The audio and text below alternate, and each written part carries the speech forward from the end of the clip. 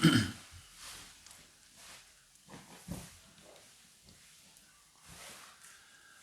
لله رب العالمين والصلاة والسلام على أشرف المرسلين وعلى آله وأصحابه أجمعين أما بعد أيها الإخوة الكرام, mes très chers frères, nous nous réunissons dans cette 19e journée du mois de Safar de l'an 1443, c'est-à-dire le 26 septembre 2021. Nous reprenons notre lecture du livre d'Al-Khatib al-Baghdadi rahimahullah ta'ala intitulé Al-Rihlatu fi Talab al-Hadith. La veille, on est passé assez rapidement sur l'auteur, mais il faut savoir que cet auteur-là est très connu et très réputé, qu'il a des ouvrages vraiment très très importants, très très intéressants, que les étudiants à travers les siècles ont toujours lu et ils leur ont accordé une importance particulière. Ce savant a écrit la plupart de ses livres dans le but de conseiller les étudiants. La plupart de ses livres justement tournent autour de la science, sa vertu, son mérite, ainsi que du comportement de l'étudiant. Comment l'étudiant doit se comporter quand il voyage pour étudier la science, quand il étudie, comment il doit se comporter avec son professeur, avec ses camarades, avec ses livres, et aussi comment il doit à son tour enseigner et surtout comment il doit appliquer la science qu'il a apprise. Et Inch'Allah ta'ala, c'est le premier livre qu'on lit ensemble de cet auteur et c'est sûrement pas le dernier. Il a d'autres livres vraiment très intéressants. On a des cours, des livres assez courts et d'autres un peu plus développés. Et bi'idhnillahi ta'ala, vous verrez comment les ulama des premiers siècles avaient cette faculté de compiler les textes qui tournent autour d'un même sujet pour en faire un livre. C'est extraordinaire. Des fois, quand tu lis des livres comme Fath al-Bari d'Ibn Hajar, par exemple, l'explication de Sahih al-Bukhari, et que tu vois le nombre énorme de références qui citent tel riwaya par ici, tel riwaya par là, tel livre par ici, tel livre par là, tu dis, subhanallah, nous aujourd'hui on a des moyens qui nous permettent de faire des recherches assez rapidement, assez facilement, et on est incapable de faire ce qu'eux ils ont fait. Avec tous les logiciels et applications qu'on a, qui regroupent un nombre énorme de livres, jusqu'à aujourd'hui, depuis que ces moyens existent, personne n'a réussi à en faire de même. Personne. Par exemple, vous avez une collection, une encyclopédie dans le tafsir qui est sortie dernièrement. Elle s'appelle Mawsu'atu al-Tafsir.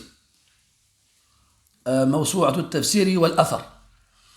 C'est une grosse collection qui fait entre 20 et 30 volumes, des volumes assez épais. Il y a un frère, Jazallahu khaira, qui me l'a offert. Et donc dans ce livre-là, il y a un groupe de savants, c'est pas un savant tout seul, qui ont fait ce travail justement de compilation. Ils ont pioché dans plein de livres de tafsir pour faire cette collection énorme. Eh bien, malgré, on n'est pas en train de dénigrer le travail, c'est un travail énorme. Moi, je suis incapable de faire. Et bien, quand on le compare à des œuvres telles que celle de Tabari, c'est encore loin. Tabari qui a fait ce livre quasiment tout seul, bon, ses élèves l'ont aidé, et qui a réuni et compilé un nombre de textes extraordinaires, sans internet, sans ordinateur, sans logiciel. Et c'est là que tu comprends la baraka, la bénédiction qu'Allah a mis dans la science des salafs. C'est pour ça qu'Ibn Rajab al-Hanbali, rahimahullah ta'ala, dans un livre qu'il est important de lire aussi, surtout aujourd'hui, un livre, une épître, on dit un ou une épître, un épître, une missive, de quelques pages, qu'il a appelé Fadlu ilmi salaf ala ilmi al-khalaf. C'est-à-dire la supériorité de la science des salafs sur celle des khalaf. Salaf, ceux qui sont venus avant, khalaf, ceux qui sont venus après. Parce qu'à son époque, il y a un crime qui a été commis. Une jarima nakra. C'est quoi? C'est que les gens commençaient à dire tariqatu salaf aslam wa tariqatu al-khalaf a'lam. Regarde, même le propos, il est incohérent, il veut rien dire. C'est comme si tu disais du feu froid.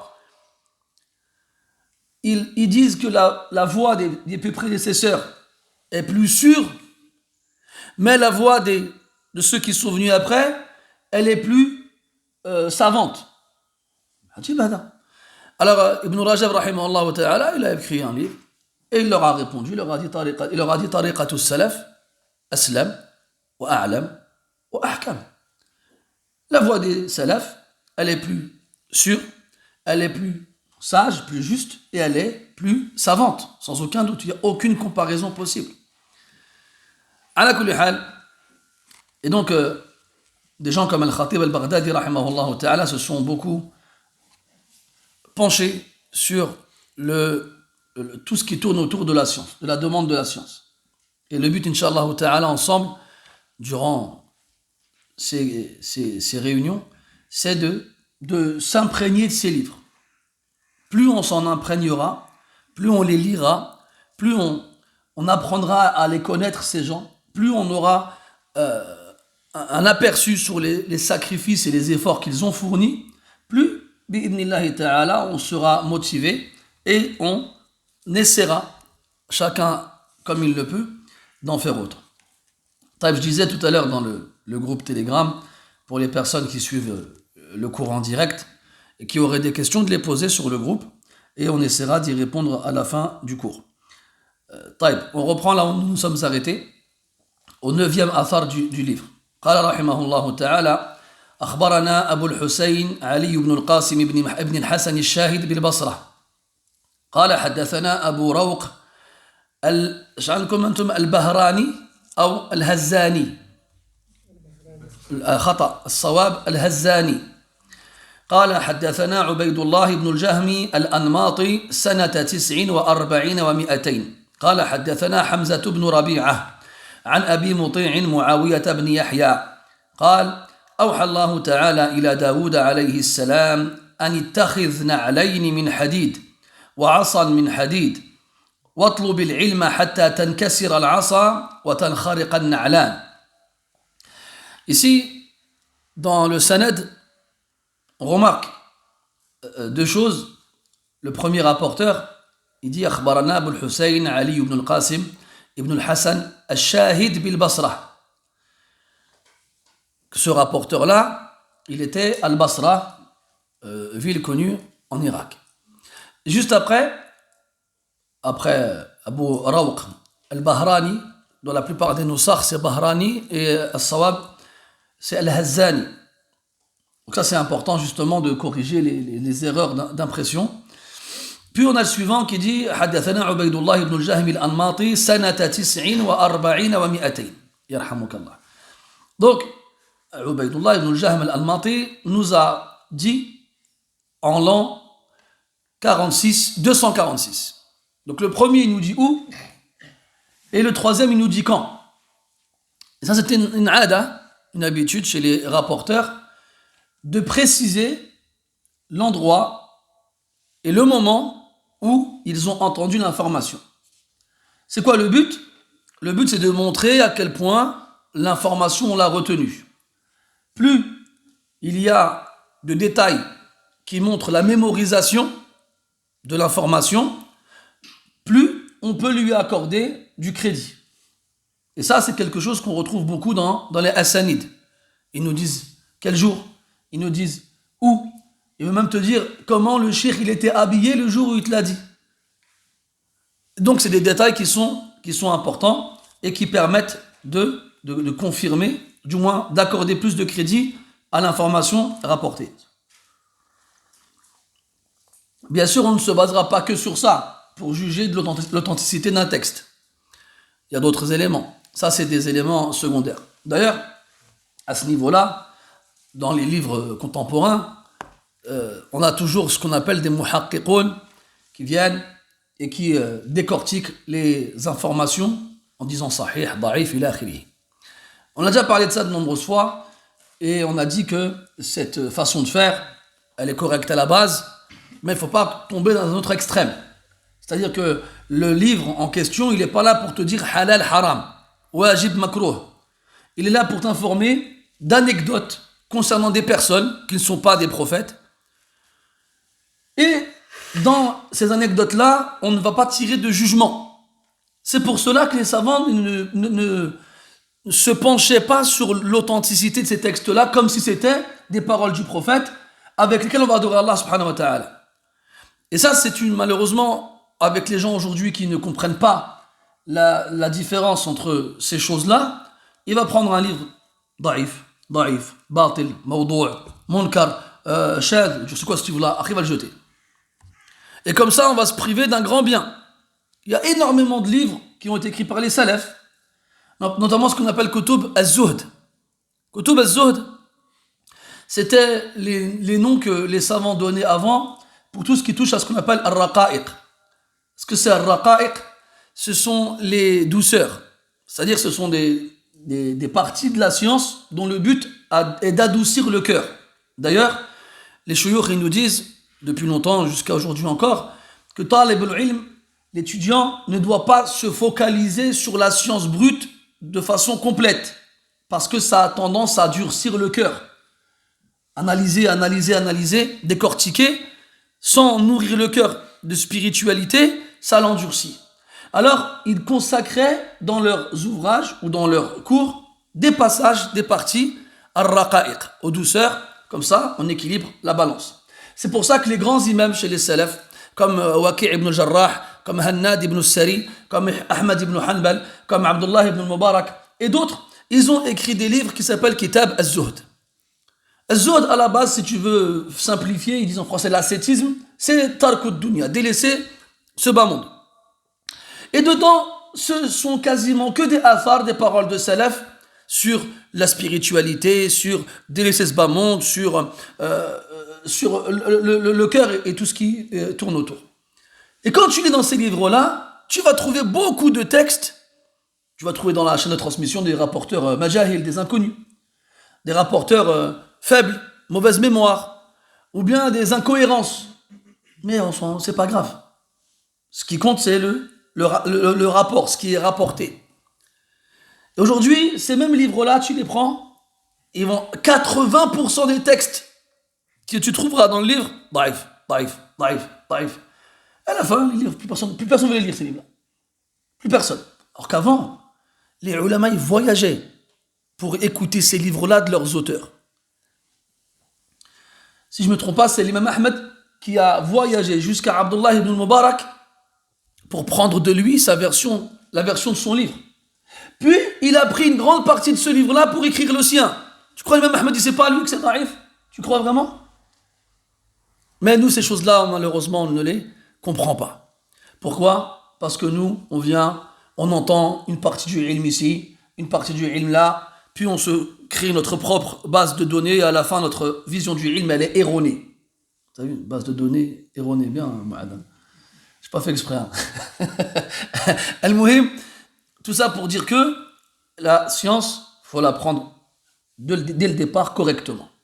Puis progresser et évoluer. Et ainsi, ta vision du ilm, elle sera correcte. Ici, Abu Muti' Muawiyah ibn Yahya, il nous dit qu'Allah Ta'ala, il a révélé à Daoud alayhi salam. Ittakhidna alayni min hadid wa asan min hadid. Allah, il lui ordonne de prendre des sandales en fer et une canne en fer. Pourquoi? Comme ça, il va marcher longtemps avec sans qu'elle ne s'use, ces sandales. Et il va s'aider de sa canne pour pouvoir marcher. Pourquoi du fer? Parce que c'est dur. وَأَنزَلْنَا الْحَدِيدَ فِيهِ بَأْسٌ شَدِيدٌ وَمَنَافِعُ لِلنَّاسِ. Et nous avons fait descendre le fer dans lequel il y a une force forte, non, une force grande, une grande force. Donc ça fait référence aux armes que l'on fait avec le fer. Wa manafi'u linnas, et des profits pour les gens. Et dans le hadith qu'on avait vu ensemble, quand Allah Ta'ala il a créé les montagnes, il les a fait descendre sur terre pour la stabiliser, alors qu'elle tanguait. Les anges, en voyant les montagnes, ont demandé à Allah, est-ce qu'il y a dans ta création quelque chose de plus fort que les montagnes? Et Allah il a répondu oui, le fer. Puis après, ils lui ont demandé la même chose, il a répondu le feu, et la même chose, il a répondu l'eau, puis la même chose, il a répondu le vent, il a crié. Al-Shahid, c'est que le fer, c'est quelque chose qui dure. Si Allah lui demande de prendre des sandales en fer, c'est pour marcher longtemps avec. Et quel est le lien entre avoir des sandales en fer et une canne en fer et la demande de la science? Il a dit « Watlubil ilm » et demande la science. Parce que là, on part du principe où, avant, tu voulais la science, il fallait aller la chercher. Il fallait aller la chercher. C'est comme si je te disais aujourd'hui, au lieu d'acheter une voiture ou un vélo, achète un tank. Bon, dans ma culture, je pense que c'est le moyen de transport le plus solide. Enfin, je sais pas. Achète un tank ou bien un blindé. Ou, au lieu de prendre une paire de Air Max ou autre, achète des chaussures de sécurité. Prends quelque chose de solide qui va te permettre de partir loin et longtemps. Il a dit Watlub al-ilm, et demande la science hatta tankasir al-asa, jusqu'à ce que la canne se casse, wa tankhariqa an-na'lan, et que les sandales se déchirent, s'usent. En fer, n'arrête pas. Parce que pour qu'une canne en fer se casse, il faut y aller. Pour que des sandales en fer s'usent et se déchirent, il faut y aller. Il faut en faire des kilomètres pour y arriver. Donc là, ça veut dire, pars, va loin, ne t'arrête jamais. Et quand bien même tu serais parti, et tu serais arrivé, et tu serais resté, et tu aurais trouvé un savant, et tu aurais pris de l'essence chez lui, te dis pas c'est bon, je peux rentrer chez moi. Non. Pars. Repars encore. Et tu verras que dans le voyage, il y a beaucoup d'intérêt. Et aussi, on va déduire de cette parole-là la patience et l'endurance que l'étudiant doit avoir dans la demande de la science. C'est pas le fruit de quelques jours, de quelques heures. C'est toute une vie, en fait. Comme on l'a dit hier avec l'imam Ahmed, qui me rappelle la parole. C'est dimanche matin, vous l'avez oublié. Oh, Yassine.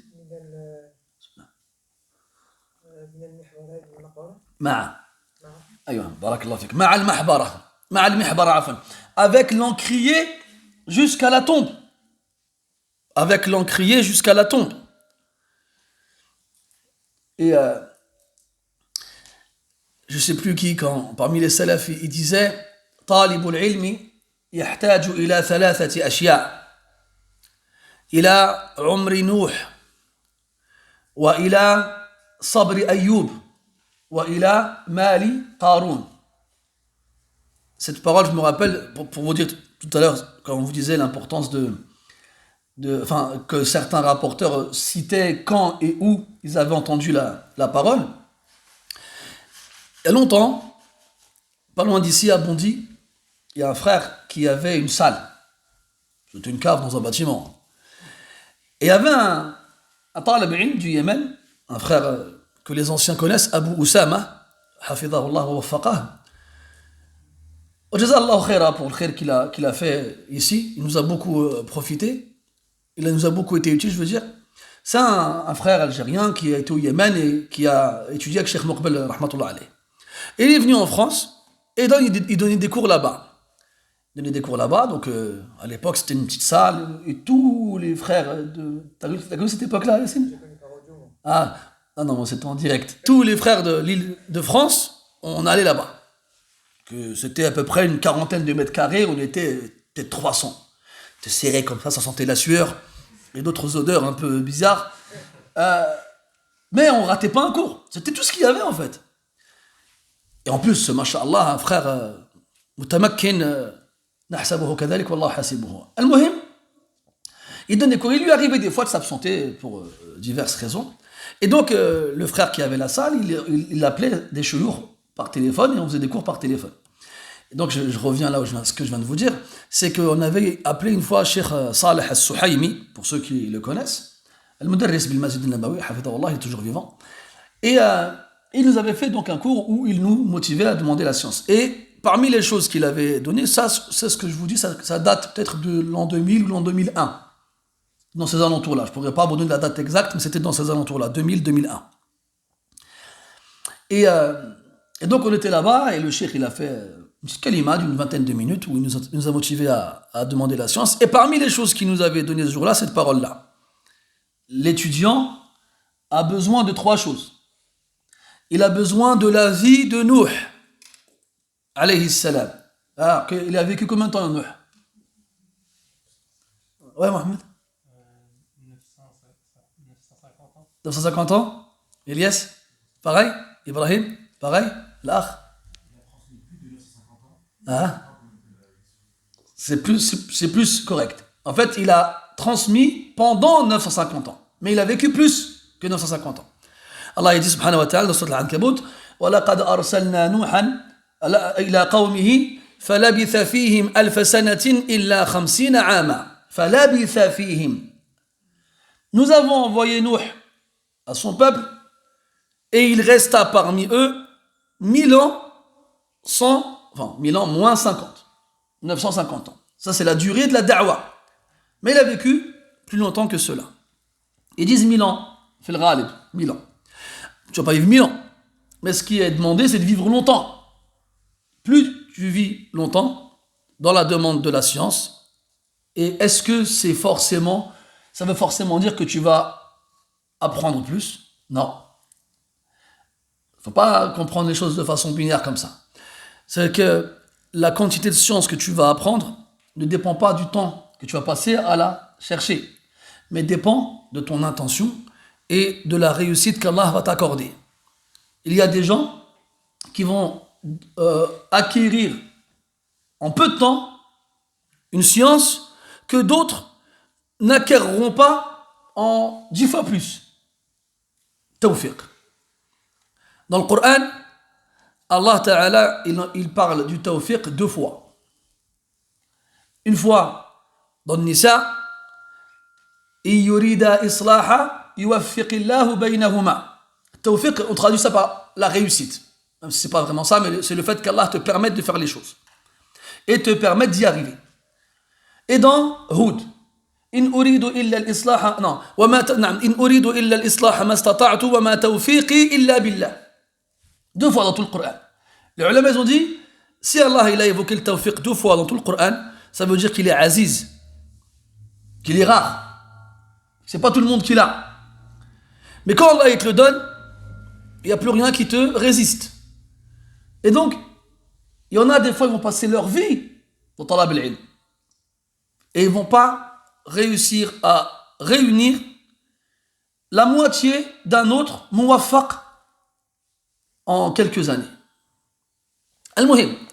Mais dans tous les cas, c'est sûr que vivre longtemps, c'est une cause pour y arriver. Donc, la première chose, la vie de Nuh. La seconde, la patience ou l'endurance plus précisément de Ayyub. Ayyub alayhi salam. Allah dit, en parlant d'Ayyub, Inna wajadnahu sabira ni'mal abdu innahu awwab. Nous l'avons trouvé, Ayyub alayhi salam, sabira, endurant, patient, il supporte. Quel merveilleux serviteur, innahu awwab, c'est quelqu'un qui revenait beaucoup vers Allah subhanahu wa ta'ala. Et enfin la troisième chose, l'argent, la fortune de Qarun. Pour ceux qui connaissent l'histoire de Qarun, qui est citée dans Surat Al-Qasas, Qarun, Allah ta'ala, il évoque son nom dans Surat Al-Qasas et dans Surat Al-Ankabut et dans Surat Ghafir. Qaroun. Et il est cité avec Fir'aun et Haman. C'est le trio de choc. Et Qaroun, il faisait partie de Banu Israël. Mais il leur a tourné le dos car il était immensément riche. Allah dit de ses trésors وإن مفاتحه إن قارون كان من قوم موسى فبغى عليهم وآتيناه من الكنوز ما إن مفاتحه لتنوء بالعصبة أولي القوة. Nous lui avons donné comme trésor ceux dont les clés seulement, ne peuvent être portées que par un groupe de personnes fortes et robustes. Les clés seulement. Que dire alors du contenu? Il était immensément riche. Et fi'lan, si tu veux tlab al-ilm, eh bien il faut de l'argent. Et regardez mes frères aujourd'hui, billah alaykoum. Est-ce que tu as besoin de chaussures en fer? De cannes en fer? Non. Tu as une voiture, tu as des avions. Et si tu n'as pas tout ça, tu as Internet. Dans ta poche, le téléphone. Est-ce que tu as besoin d'une fortune immense? Non. Tout le monde a Internet aujourd'hui. Ils font des forfaits 4G à 5 euros par mois. La fibre, 15 euros, 20 euros, dans ces alentours-là. Un téléphone, même bas de gamme, standard, il te donne le minimum. Combien il coûte? 100, 150 euros neuf. Hein. On ne parle pas des derniers iPhones qui coûtent la peau du dos, on ne va pas dire autre chose. Mais on parle de téléphones standards qui te donnent un minimum pour pouvoir te connecter. Avec résolution HD, tout ça. Et pourtant, qu'est-ce qu'on fait avec TikTok? Et j'ai découvert TikTok dernièrement, c'est un frère qui m'en a... Il m'a dit, tu connais TikTok? Je dis, de nom. Il m'a dit, il va jamais là-dessus. Je n'avais pas l'intention d'y aller déjà. Mais il m'a dit, mais c'est gravissime en fait. Il m'a dit qu'il y avait des femmes en gilbab qui faisaient des clips de rap. Wow. Wow. Je ne sais même pas quoi dire en fait. Bon, fermons cette parenthèse, on ne va pas s'attarder. Tout ça pour dire que, c'est quoi notre excuse en fait?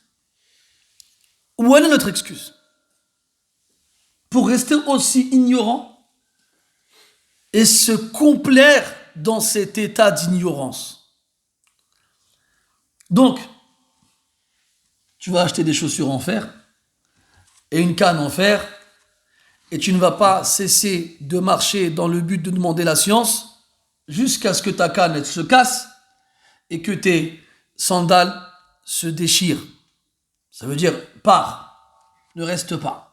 Shafi'i a un poème magnifique dans le fait de voyager. Je ne pourrais pas vous le réciter, parce que c'est dimanche matin. Mais dans l'idée, il compare celui qui ne bouge pas et celui qui bouge à plein de choses. Il dit, le soleil, s'il restait immobile, les gens qui seraient en dessous brûleraient sous sa chaleur, et les gens qui seraient pas en dessous mourraient de froid. L'eau, c'est quand elle coule qu'elle reste potable. Et quand elle stagne, elle n'est plus bonne. Le lion, s'il veut trouver du gibier, il doit parcourir la savane. S'il reste à se prélasser sous les ombres des arbres, il finit par mourir de faim. Et il y a des exemples de ce genre-là. Celui qui connaît Shafi'i sait à quel point il était éloquent, rahimahullah ta'ala. Al-Muhim, il faut partir. Moi, des fois, je discute avec les frères. Moi, je n'ai pas eu l'occasion de beaucoup voyager. Et ça m'arrive de discuter avec les frères et j'entends des gens qui ont fait des voyages. Ils sont vraiment partis partout. Il n'est pas là aujourd'hui, malheureusement. Il y en a un, il a été en Australie, il a été en Thaïlande, il a été au Canada, il a fait les 4 coins du monde. Et le voyage, ça a beaucoup de fawaïd, beaucoup d'intérêt. Alors imagine-toi celui qui le fait pour Allah Ta'ala et pour demander la science.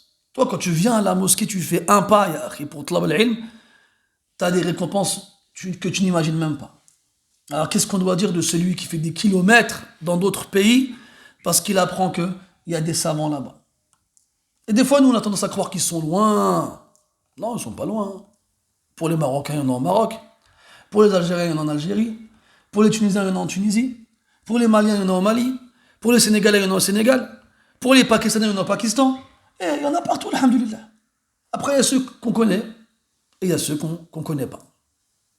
Là, dernièrement, il y a un savant au Maroc qui vient de mourir. C'était une montagne. Et le mot, il est faible. Abu Ubaid al-Mahrazi, rahmatullah alayhi al-Marrakchi. Il est mort il y a quelques semaines, à peine. Et nous, on est là, ces gens-là, on apprend qu'ils existent que quand ils meurent, en fait. Mais à quoi ça sert? Pour eux, c'est un fadl. Parce qu'Allah, yu'li dhikrahum. Allah Ta'ala, il élève leur évocation. Et il fait que les gens implorent son pardon et sa miséricorde pour eux, alors qu'avant, quelques heures avant, ils ne le connaissaient même pas. Mais le problème, c'est que ça sert à quoi de savoir qu'ils sont morts? Nous, on voulait savoir qu'ils étaient vivants. Comme ça, on aurait pu aller les voir. Ne serait-ce que s'asseoir devant eux. Ne serait-ce que les écouter. Il y en a encore, alhamdoulilah. Et on va attendre quoi? Qu'ils meurent tous? Ala kulli hal. Voilà pour cet athar-là. قال رحمه الله تعالى أخبرنا علي بن أحمد بن عمر المقري إجازة وحدثنيه الحسن بن محمد الخلال عنه قراءة قال حدثنا إبراهيم بن أحمد بن الحسن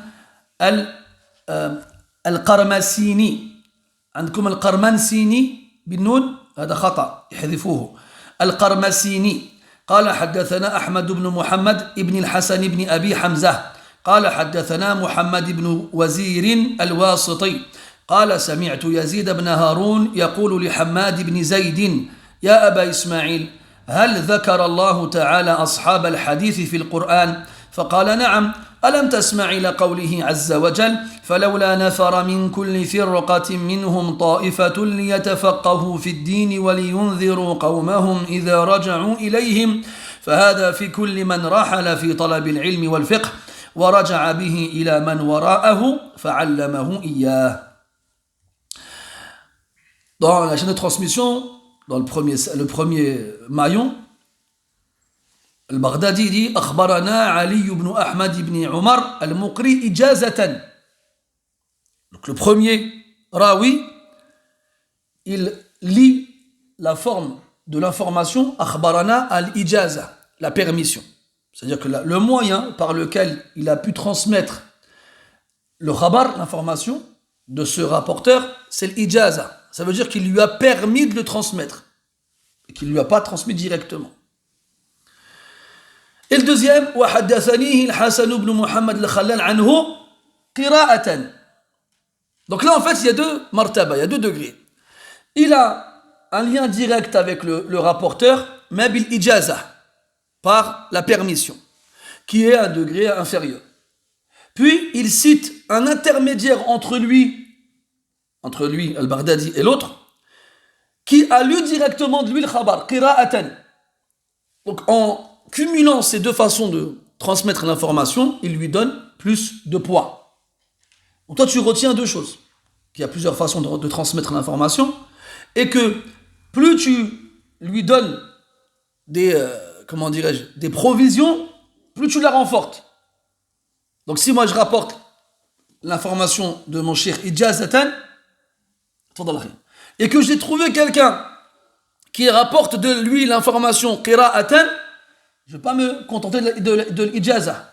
Je m'assurerai de la transmettre d'une façon plus forte. Même si, ici, je vais perdre un maillon dans la chaîne. Ou plutôt, je vais en rajouter un. Donc là, soit c'est moi directement avec le cheikh, mais c'est ijazatan. Soit je vais passer par quelqu'un d'autre avec le cheikh, mais qira'atan, par lecture. Et la transmission par lecture, elle est plus importante et elle est supérieure à la transmission par permission. D'accord? Donc ça, c'est des détails qu'il est important de connaître. Taïb. Ici, on a Yazid ibn Haroun qui demande à Hamad ibn Zayd. Hamad ibn Zayd, rahimahullah ta'ala, min ulama al-Kufa. C'était un des professeurs de... Quelqu'un le sait? Non? Ah, t'as fait la fin de... Je lève la main. Elias, ça dit quelque chose? Ahsant, Ahsant, fatahallahu alayk. Abu Hanifa. C'est un des professeurs de Abu Hanifa, rahmatullah alayh. Pour ceux qui disent que Abu Hanifa, il a sorti sa science de sa tête. Non, Abu Hanifa, il n'est pas fou. Toi, tu es en 2021, tu fais attention à ne pas sortir ta science de ta tête, mais Abu Hanifa, lui, il va le faire. Oui, bien sûr. Donc, Hamad ibn Zayd, c'était un grand imam chez les salafs. At-tabi'in, ou atba' at-tabi'in. J'ai un doute sur la tabaqa, mais il était proche des sahaba, radiyallahu anhum, de leur époque. Hamad ibn Zayd, Ibrahim al-Nakha'i, Sufyan al-Thawri, toute cette tabaqa-là, toute cette génération-là, qui ont été les élèves des élèves de Abdullah ibn Mas'ud. Sur le salad d'Abu Hanifa, c'est ça. Abu Hanifa, puis la tabaqa des élèves d'Ibn Mas'ud, Hamad ibn Zayd, Ibrahim al-Nakha'i, Sufyan al-Thawri, puis avant les élèves de Abdullah ibn Mas'ud, Al-Rabi' ibn Khuthaym et les autres, et enfin Ibn Mas'ud. Pour que tu comprennes d'où vient le ilm d'Abu Hanifa, rahmatullahi alayh. Il demande à Hamad ibn Zayd, d'ailleurs quand les ulama du hadith, ils ont des expressions toutes faites, ils disent Al-Hammadan wa Sufyanan. Quand ils disent Al-Hammadan, c'est deux Hammad, Hamad ibn Zayd et Hamad ibn Salama. Et quand ils disent Sufyanan, c'est Sufyan al-Thawri, Abu Sa'id, et Sufyan ibn Uyayna. Donc quand tu vas lire chez les ulama du hadith Al-Hammadan ou Sufyanan, tu sais de qui il parle. Il a demandé donc à Yazid ibn Haroun, il a demandé à Hamad ibn Zayd, Ya Aba Ismaïl. Il appelle par sa kunya. Quand on regarde chez les salafs, c'est rare d'entendre Ya Fadilat al-Shaykh, Ya Sahib al-Fadila, Ya comme on entend nous aujourd'hui. Mais avant, ils employaient la kunya. Ils ne s'adressaient pas à leur cheikh Bismihil Mujarrad, avec son nom direct. Ils l'appelaient avec la kunya. Tu voulais faire honneur à quelqu'un, tu le kanni. Il dit le poète, il dit أكنيه حين أناديه ولا ألقبه فإن السوءة اللقب. Je lui donne une kunya lorsque je l'appelle et je ne lui donne pas de sobriquet car c'est une honte d'agir ainsi. Et donc le cheikh, le professeur, tu ne l'appelles pas par son nom direct. Aujourd'hui, c'est marrant, c'est pas quelque chose de récent. Cheikh Ibn Baz, rahmatullah alayhi, disait Asbahatil mishikhatu rakhisa. Aujourd'hui, le titre de cheikh, il coûte pas cher. Tout le monde s'appelle cheikh. Chez eux, en Arabie, c'est un peu le cas. Tout le monde est cheikh. Ici, c'est l'axe. On n'aime pas dire aux gens cheikh. On dirait ça écorche les lèvres, on dirait. Non, d'où il se prend pour un cheikh, lui. Ça, c'est juste un titre, comme un autre. En Arabie, au début, justement, on tombait dans ce piège-là. On rencontrait des chouyours, et par là, tu disais, ah, cheikh. Tu dis, oh, mashallah, je suis un cheikh. En fait, non, lui dit ça à tout le monde. Même le mec qui lui ramène du thé, il dit, Allah, je sais ya cheikh. Il lui dit, normal. Arrête, d'accord, finalement, je suis pas un cheikh. Après, tu arrives en France, il y a des gens, ils t'appellent cheikh, et on a un côté du joueur, on l'appelle cheikh et il dit rien. Mais depuis quand c'est un aïb en fait. Mais si vraiment ça gêne, ma'alèche, c'est pas grave. Et Allah, appelle les gens que tu respectes par leur kunya. Toi, quand tu étais à l'école, Mohamed Billah Alek, ton prof, tu l'appelais par son prénom.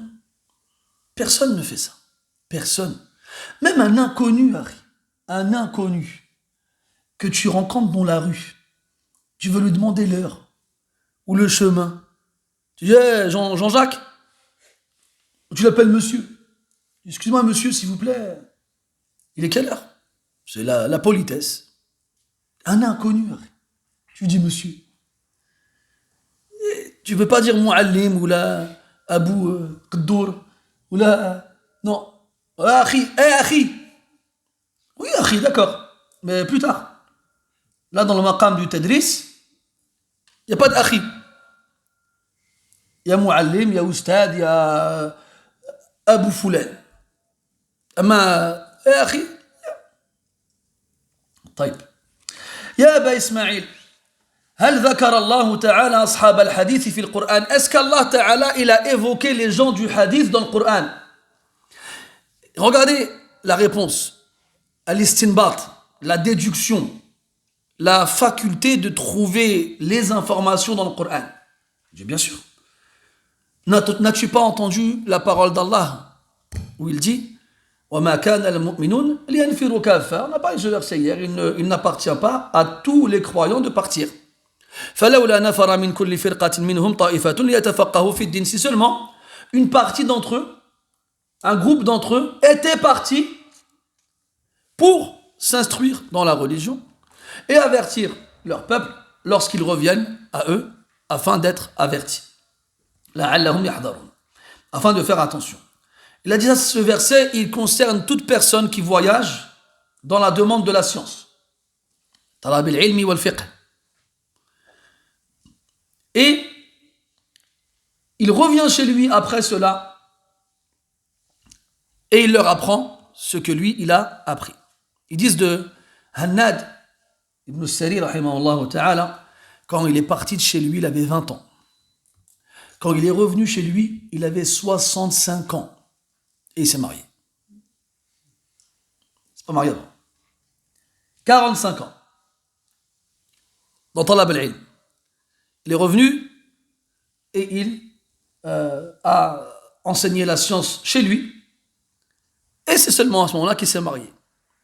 D'ailleurs, les ulama disaient avant, si tu veux garder un... Enfin, les gens disaient, si tu veux garder quelqu'un d'important chez toi, marie-le.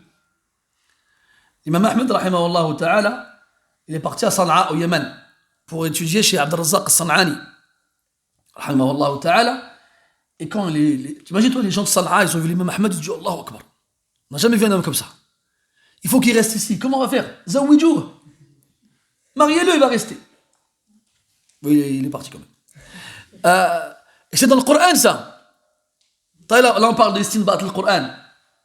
Et Allah, d'après vous, c'est où dans le Coran, ça? Est-ce que ça vous parle? Yassine, qui d'autre? Raouf? L'Akh, vas-y Yassine, Moussa? Moussa, mais encore? Quand il a rencontré les deux femmes et que leur père lui a dit... Ahsant. T'allais dire ça, Akhi? Toi aussi, Abdelraouf? Masha'Allah. Non, c'est ça, exactement. Dans Surat al-Qasas, Moussa, alayhi salam, il fuit l'Égypte à cause de l'événement qu'il y a eu entre lui et un copte. Il se retrouve à Madian. Donc, il va aider deux femmes à boire et à abreuver leurs bêtes. Puis, le père de ces deux femmes-là veut le récompenser. Et après avoir entendu son histoire, il lui propose de le marier. Quelqu'un comme Moussa, il faut le garder. Comment tu le gardes? Tu le maries. Et Al-Shahid, et là, on parlait de l'imam Ahmed et tout ça. Donc, ce qui compte, c'est, on revient à l'histoire, on revient au Athar qu'on vient de lire, c'est que dans ce verset-là, Hamad ibn Zayd, il dit que ce verset, il concerne tout le monde. Tous ceux qui partent dans la quête de la science, puis qui reviennent chez eux. Ça veut dire quoi? C'est que tu te contentes pas de partir et de jamais revenir. Il y a deux choses. Et la première, celui qui part et qui ne revient jamais. Il reste là-bas où c'est malheureusement inutile, parce qu'il est au même endroit que son cheikh, donc les gens n'ont pas besoin de lui, le cheikh il est là. Et que le reste des élèves. Donc pourquoi toi et pas un autre? Donc il apprend, mais il est plus utile. Et le but, c'est qu'on profite de ta science après que tu sois parti. Et la deuxième chose, c'est celui qui part, qui revient et qui fait rien. Comme on en voit aussi beaucoup malheureusement. Les gens, ils partent, ils viennent après. Moi, j'ai rencontré un frère il n'y a pas longtemps. Enfin, je l'ai rencontré, je le connais depuis longtemps. Et il a été pris à l'université de Médine. Il y est resté 12 ou 14 ans, je ne sais plus. Il a eu son diplôme. Et moi, je l'ai croisé dans un entrepôt où il travaillait comme manutentionnaire. Je dis, qu'est-ce que tu fais là? Je dis, mais faut pas que tu restes ici. Moi, j'ai plein de gens qui me demandent de leur trouver des imams. Je te trouve une mosquée, Inch'Allah, très rapidement. Il m'a dit, non, non, non, non, non. Je suis bien ici. Pas maintenant, peut-être plus tard, on verra. Bon, j'ai laissé quelques semaines passer. J'ai eu d'autres propositions entre-temps. Je l'ai recroisé. Et après, il y a des manabils, ils attendent que toi, là. Il m'a dit, non, non, non. Avec les temps qui courent, je préfère éviter.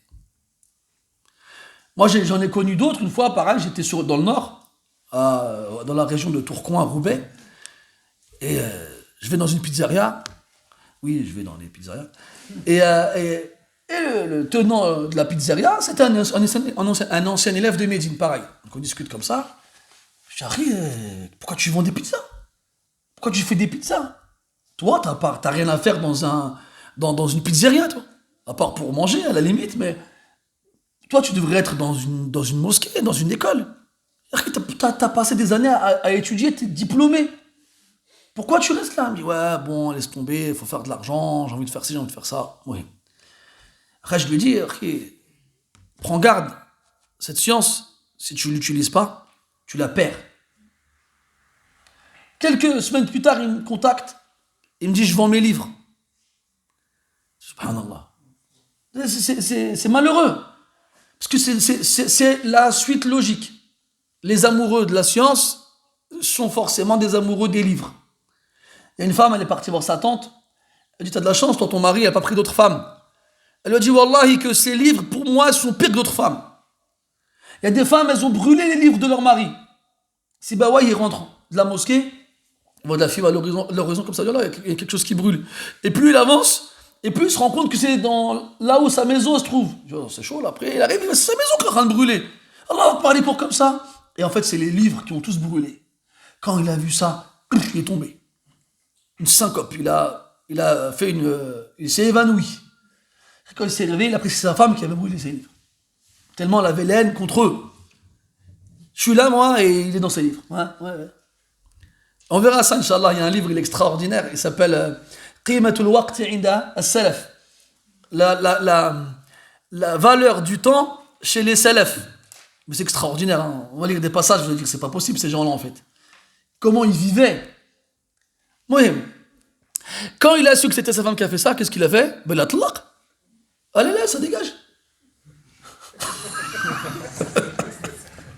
Bon, je n'aurais pas dû dire ça. Mohim, il l'a divorcé. Shahid, c'est que ça revient. C'est pas des gens bêtes, des gens qui n'ont pas appris. Hein. Non. C'est des gens, mashallah, tu t'assois avec eux, tu discutes, il y a du ilm. Mais non, il le garde, il ne veut pas donner des cours. Et là, tu vois, subhanallah, on est vraiment toujours dans les extrêmes. Entre ceux qui n'ont pas de science et qui donnent des cours, et ceux qui en ont pas, et qui n'en donnent pas. Ajib adam Allah. Hasbunallah wa ni'mal wakil. Donc, Allah Ta'ala, il a évoqué les gens du hadith. Et regardez aussi, subhanallah, avant, quand tu parlais des gens du hadith, c'était des gens qui partaient. C'est des gens qui voyageaient dans la demande de la science. C'était propre à eux. Et on verra ensemble, Inch'Allah Ta'ala, que dans l'étude du hadith et du Coran, il y a toutes les sciences. Aujourd'hui, bien entendu, depuis maintenant plusieurs siècles, les savants ont opté pour la méthode des moutoun, des textes assez courts qui regroupent les règles essentielles des différentes sciences. L'étudiant, il passe par ces moutoun pour avoir des bases dans la science, et après, il est censé passer au consistant. Nous, on fait que des moutoun. Pendant 30 ans, 40 ans, 50 ans, moutoun. Et après, on s'étonne pourquoi la science, elle prend pas en qualité. Les moutoun, c'est une marhala. C'est une étape dans la quête de la science. Ça ne doit pas être le gros ou bien l'essentiel de la quête de la science. Ala kulli hal. Donc ici, Hamad ibn Zayd, rahimahullah ta'ala, trouve dans le Coran dans un verset qui peut-être va paraître classique pour la plupart, lui, il trouve dedans une réponse à son élève. Et quand tu vois quelqu'un qui a un lien fort avec le Coran et qu'il y trouve justement les réponses dans des versets qui pour la plupart sembleraient ne rien avoir avec, alors tashabbath bihi, accroche-toi à lui. Il n'y a pas longtemps, il y a eu deux personnes qui débattaient, bon encore les débats, toujours des débats stériles et vides. Il y en a un qui disait à l'autre, moi je ne crois pas au Dajjal. L'autre il dit pourquoi? Il dit parce qu'il n'est pas écrit dans le Coran. Alors, l'autre il ne savait pas quoi répondre à ça. C'est ça le problème, tu fais des débats avec des gens, tu n'as pas de base, comment tu veux toi répondre? Et celui qui va te dire que l'antéchrist il est évoqué dans le Coran, il va te dire qu'il est évoqué bi-talmih, par l'allusion. Quand on regarde les signes avant-coureurs de la fin des temps, évoqués dans le Coran, on a ce qui est clair, comme Gog et Magog, Ya'juj wa Ma'juj. On a ce qui est évoqué expressément sans pour autant être clair, comme Ad-Dukhan. Pourquoi? Fartaqib yawma ta'ti as-sama'u bi dukhanin mubin. Attends le jour où le ciel viendra avec une fumée manifeste. On sait tous que dans les signes de la fin des temps, il y a la fumée. Tu vas me dire, bah c'est clair. Non, c'est pas clair. Abdullah ibn Mas'ud, il disait c'était pas la fin des temps. Il disait ce signe, il est déjà passé. Donc c'est pas forcément aussi clair. Il y a ce qui est évoqué par l'allusion et qui a été considéré par tout le monde comme étant parmi les signes de la fin des temps. Comme Yawma ya'ti ba'du ayati rabbik. Le jour où certains des signes de ton Seigneur viendront. La quasi-totalité des salafs, ils disent le jour où le soleil se lèvera de son coucher. Puis, il y a ce qui est évoqué par l'allusion, indirectement, et dans quoi les savants ne vont pas tous être d'accord, notamment l'antéchrist. Alors, où est-ce que l'antéchrist il est cité dans le Coran? Dans surat Fussilat, Allah Ta'ala dit وقال الذين كفروا ربنا أرنا الذين أضلانا من الجن والإنس نجعلهما تحت أقدامنا ليكونا من الأسفلين. Ô notre Seigneur, montre-nous les deux qui nous ont égarés parmi les êtres humains et les djinns, que nous les mettions sous nos pieds afin qu'ils soient le plus bas. Les deux. Taïb, il a dit min al-jinn wal-ins. Min al-insi wal-jinn, pardon. Parmi les êtres humains et les djinns. Le djinn, c'est facile. Iblis. C'est qui l'être humain? Quel être humain dans toute l'humanité pourrait occuper cette place? Dajjal. Après, je ne vous rentre pas dans la théorie comme quoi l'antéchrist il existe depuis l'époque de Noé et qu'il ne meurt pas et qu'il traverse les époques. Je vous en ai dit trop, ça. On en parlera un autre jour, Inch'Allah. Mais al-Muhim, ça, c'est des choses que tu ne peux pas les transmettre à n'importe qui parce que s'il n'a pas une khalfiya, comment dirais-je, une base existante, il ne comprendra pas cette façon d'avancer les choses. Mais dans tous les cas, l'isharat, les allusions, c'est une façon d'expliquer le Coran. Après, ce n'est pas non plus une façon de faire qui est, qui est approuvée par tous les savants. Il y en a qui disent qu'il faut faire attention parce que ça ouvre des portes qui n'ont pas de limite. Et parmi les meilleurs tafasirs qui ont été écrits, bil isharat, par allusion, celui de l'Alousi, qui s'appelle Ruhul Ma'ani. Mais ce n'est pas un livre à mettre entre n'importe quelle main. Reste avec Ibn Kathir, baraka alik. طيب. قال رحمه الله أخبرنا أبو القاسم الأزهري والحسن بن محمد الخلال قال حدثنا محمد بن العباس الخزاز قال حدثنا عبد الله بن أبي داود قال حدثنا جعفر بن أبي سلمة قال حدثنا عبد الله بن عمر قال حدثنا الوليد بن بكير عن عمر بن نافع عن عكرمة مولى بن عباس رضي الله عنهما في قوله تعالى السائحون قال هم طلبوا الحديث. talabatu afwan al-hadith. Puis on a cet athar rapporté par Ikrimah, Mawla Ibn Abbas. Ibn Abbas, radiyallahu anhuma, il a beaucoup d'élèves, mais les plus importants sont à peine une dizaine. Et généralement, la science d'Ibn Abbas passe par ces gens-là. Et en général, les savants s'accordent pour dire que le plus grand élève de Abdullah ibn Abbas, c'est qui? Lédine? Comment? Saïd, ouais. Saïd ibn Jubayr, rahimahullah ta'ala. Saïd ibn Jubayr. Et il y en a d'autres, bien entendu. Parmi eux, Ikrimah, qui était le Mawla d'Ibn Abbas, un esclave qu'il avait affranchi et qui l'accompagnait beaucoup. Ikrimah, il rapporte qu'Ibn Abbas, radiyallahu anhuma, a interprété as-sa'ihun. As-sa'ihun, dans qawluhu ta'ala, التائبون العابدون الحامدون السائحون الراكعون الساجدون الآمرون بالمعروف والناهون عن المنكر والحافظون لحدود الله وبشر المؤمنين. Dans ce verset, Allah Ta'ala, il donne les caractéristiques des croyants. Les croyants qu'il a évoqués dans le verset juste avant. إن الله اشترى من المؤمنين أنفسهم وأموالهم بأن لهم الجنة يقاتلون في سبيل الله فيقتلون ويقتلون وعدا عليه حقا في التوراة والإنجيل والقرآن ومن أوفى بعهده من الله فاستبشروا ببيعكم الذي بايعتم به وذلك هو الفوز العظيم. التائبون العابدون.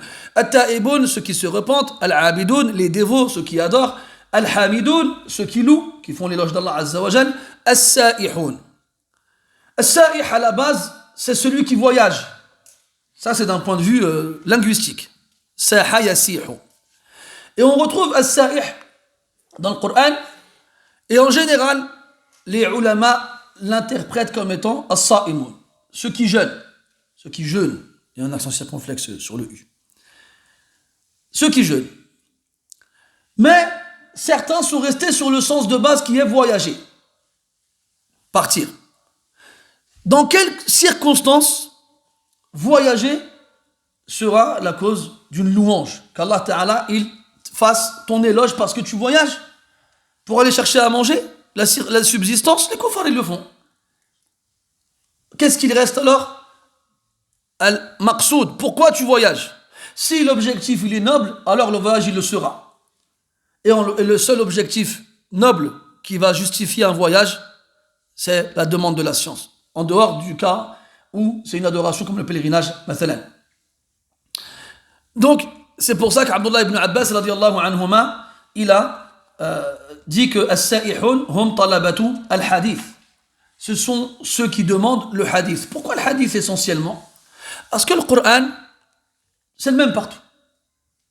Que tu sois à Paris, à Agadir, que tu sois à Bamako, que tu sois à Istanbul ou à Kaboul, le Coran c'est le même. Bien sûr, on ne parle pas des différences de lecture, mais c'est le même. J'ai pas besoin d'aller ailleurs, parce que je trouverai le même Coran. Donc je peux rester où je suis et apprendre le Coran sur place. Al-Nahu, la grammaire, kadalik. Al-Fiqh, kadalik. Mais, par contre, le hadith, il s'est éparpillé partout. Il s'est retrouvé partout. Et il y avait des rapporteurs, parmi les compagnons, qui après la mort du prophète, sont partis. Vous savez que l'imam Malik, il voit qu'il est détestable de jeûner les 6 jours de Shawwal, après Ramadan. Bon, après, il y a plusieurs avis qui expliquent cette position. On ne va pas rentrer dans le détail. Et il y a certains savants qui disent que l'imam Malik dit, rahimahullah ta'ala, qu'il a trouvé personne à Médine qui jeûnait ces jours-là. En fait, il y a certains savants qui ont expliqué que Abu Ayyub al-Ansari, celui qui rapporte le hadith, Man sama Ramadan, thumma atba'ahu bi sitt min Shawwal, kana ka siyam ad-dahr. Il est rapporté par Muslim. Abu Ayyub al-Ansari, radiyallahu anhu, après la mort du prophète, sallallahu alayhi wa sallam, il est parti de Médine. Il est parti. Et donc, il a pris le hadith avec lui. Et le hadith, il a quitté Médine. Et on sait que l'imam Malik, rahimahullah ta'ala, n'a pas quitté Médine. D'ailleurs, l'imam Malik, c'est une exception à la règle. Il n'a pas eu besoin de voyager, vu que tous les plus grands savants étaient déjà à Médine. Al-Shahid, donc c'est une des raisons pour lesquelles cette action n'était pas appliquée à Médine, parce que le rapporteur de l'information l'a quitté très tôt. Al-Muhim, donc, le hadith, il faut aller le chercher. Il faut aller le chercher. Et c'est pour ça que quand on parle de voyager pour demander la science, ça fait référence à la base, au fait de rechercher le hadith. Après, toi, aujourd'hui, si tu vis dans un pays où il n'y a pas de savants, où il n'y a pas de gens pour te donner la science, alors s'il faudra voyager pour apprendre la grammaire, voyage pour apprendre la grammaire. Taïb, on fait une petite pause, 5 minutes, et on revient, Inch'Allah ta'ala. سبحانك اللهم وبحمدك اشهد ان لا اله الا انت نستغفرك ونتوب اليك وصلى الله على نبينا محمد وعلى اله واصحابه اجمعين والحمد لله رب العالمين وبارك الله فيكم.